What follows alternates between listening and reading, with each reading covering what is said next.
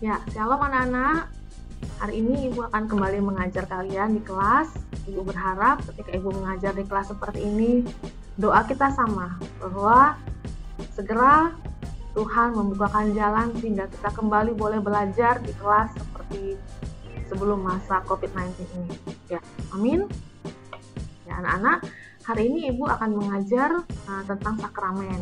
Ya, jadi sebagaimana yang Ibu sudah sampaikan di awal, ya, bahwa Gereja Protestan memiliki dua sakramen, yaitu perjamuan kudus dan baptisan. Nah, saat ini Ibu ingin mengajarkan tentang sakramen baptisan. Nah, anak-anak perhatikan, sakramen baptisan. Baptisan itu berasal dari kata baptizo. Baptizo itu artinya dicelupkan. Berasal dari kata bapto, yang artinya adalah mencelupkan. Itu secara umum. Secara khusus, dalam upacara keagamaan, baptizo atau bapto itu berarti membersihkan atau menyucikan. Membersihkan dengan air. Nah, dalam kegiatan ini, baptizo atau bapto itu bukan hanya bicara mengenai mencelupkan, tapi bisa juga dilakukan dengan cara menuangkan atau mencurahkan. Jadi anak-anak, baptisan ini sebenarnya menunjukkan suatu cara untuk membersihkan, tapi tidak ada cara-cara khusus untuk melakukan pembersihan ini. Paham ya? Jadi kata baptisan ini sebenarnya tidak ada sebuah cara yang khusus dilakukan untuk melakukan baptisan atau pembersihan. Jadi, jika dilakukan dengan cara menuangkan atau dengan cara menyelupkan, itu semuanya sah. Karena dari definisi katanya baptizo, bapto, itu tidak bicara mengenai teknik melakukan, tapi itu bicara mengenai pembersihan, berbicara mengenai menyucikan, bukan tekniknya. Oke, anak-anak, baptisan sendiri adalah sakramen yang Tuhan perintahkan. Tuhan Yesus sendiri perintahkan sebelum dia naik ke sorga. Dia mengatakan apa? Baptislah mereka. Makanya ini disebut sebagai sakramen, karena Tuhan Yesus memerintahkan langsung. Baptislah mereka. Oke, paham ya? Nah, sekarang kita masuk kepada syarat sebuah baptisan itu dianggap benar atau sah.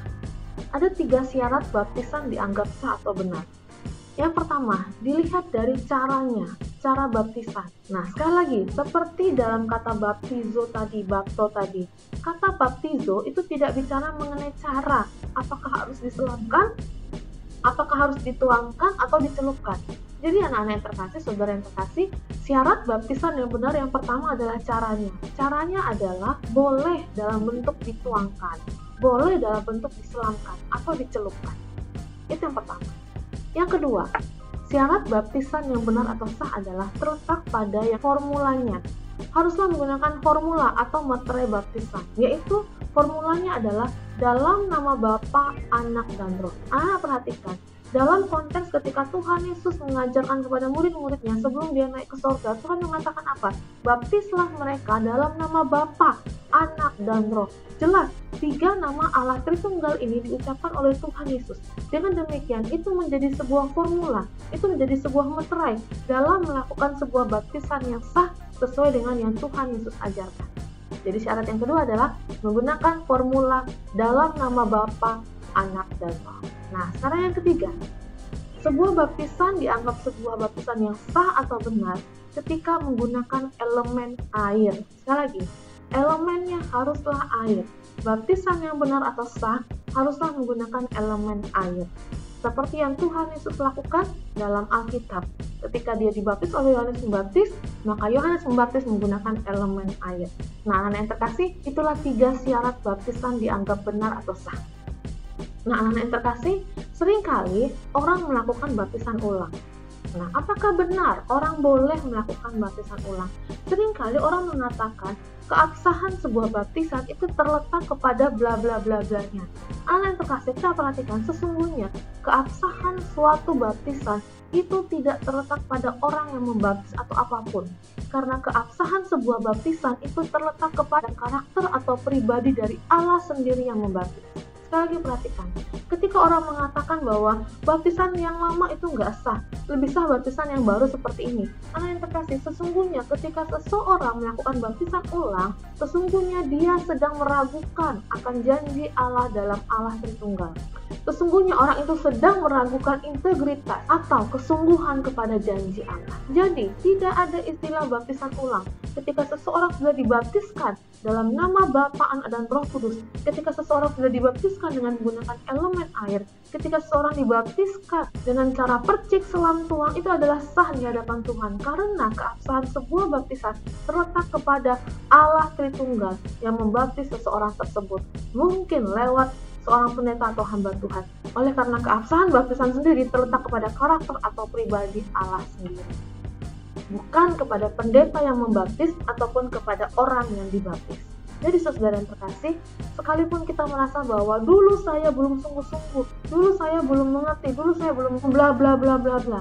Saudara yang terkasih, ketika kita sudah dibaptis, sesungguhnya itu sudah sah di hadapan Tuhan. Jadi tidak perlu lagi mengadakan baptisan ulang. Nah, anak yang terkasih, saudara yang terkasih, yang berikutnya adalah ada 4 makna dari baptisan. Yang pertama, wujud ketaatan kepada perintah Tuhan Yesus. Nah, ketika seseorang dibaptis, ketika saya memberikan diri dibaptis, atau ketika saya membawa anak saya untuk dibaptis ketika dia masih kecil, itu adalah sebuah wujud ketaatan kepada Tuhan Yesus. Itu yang pertama. Nah, yang kedua, baptisan melambangkan penyatuan orang percaya dengan Kristus.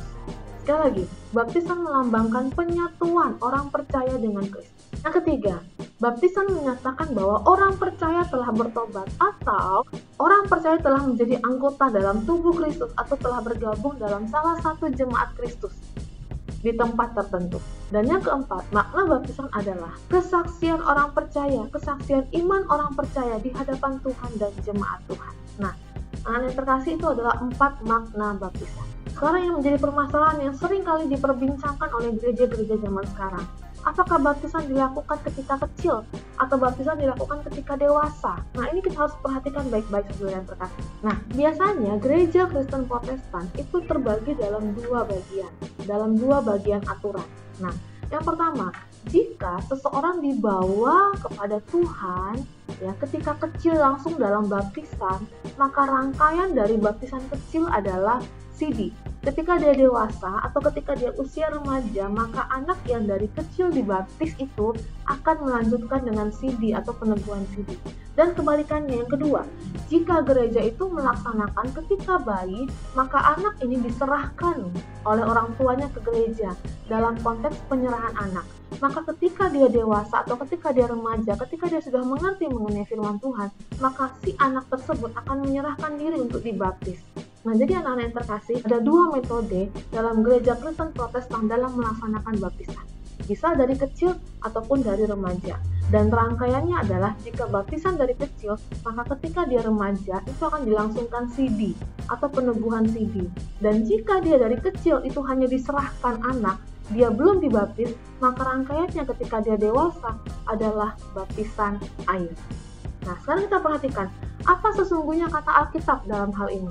Jika kita memperhatikan konteks Alkitab, sebenarnya baptisan itu adalah sebuah materai pengganti sunat dalam perjanjian lama. Sekali lagi, kalau kita memperhatikan Alkitab secara utuh, secara keseluruhan, sesungguhnya baptisan adalah pengganti materai sunat.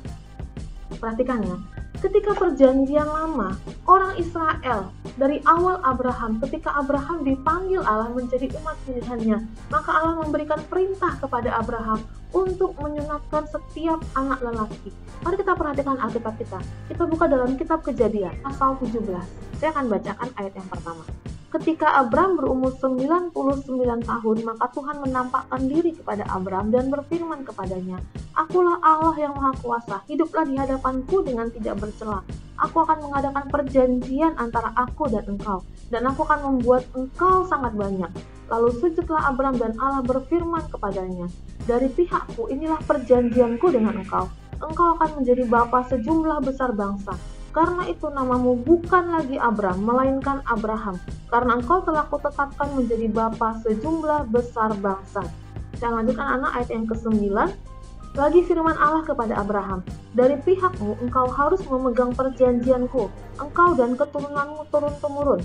Inilah perjanjianku yang harus kamu pegang, perjanjian antara aku dan kamu serta keturunanmu, yaitu setiap laki-laki di antara kamu harus disunat haruslah dikerat kulit katanmu, dan itulah akan menjadi tanda perjanjian antara aku dan kamu. Anak yang berumur 8 hari haruslah disunat, yakni setiap laki-laki di antara kamu turun-temurun, baik yang lahir di rumahmu maupun yang dibeli dengan uang dari salah seorang asing, tetapi tidak termasuk keturunanmu. Orang yang lahir di rumahmu dan orang yang engkau beli dengan uang harus disunat. Maka dalam dagingmu lah perjanjianku itu menjadi perjanjian yang kekal. Yang ke-24, Abraham berumur 99 tahun ketika dikerat kulit katannya, dan Ismail anaknya berumur 13 tahun ketika dikerat kulit katannya. Pada hari itu juga Abraham dan Ismail anaknya disunat, dan semua orang dari isi rumah Abraham, baik yang lahir dari rumahnya maupun yang dibeli dengan uang, disunat bersama-sama dengan dia. Karena yang terkasih, perhatikan di sini. Abraham ketika diberikan perjanjian oleh Tuhan, dia disunat pada umur 99 tahun. Kenapa umur 99 tahun? Karena Abraham mendapat firman itu, mendapat firman dari Allah untuk melakukan penyutatan itu di umur 99. Tetapi aturannya adalah setiap bayi yang lahir 8 hari, bayi laki-laki, haruslah dikerat kulit katannya, haruslah disunat.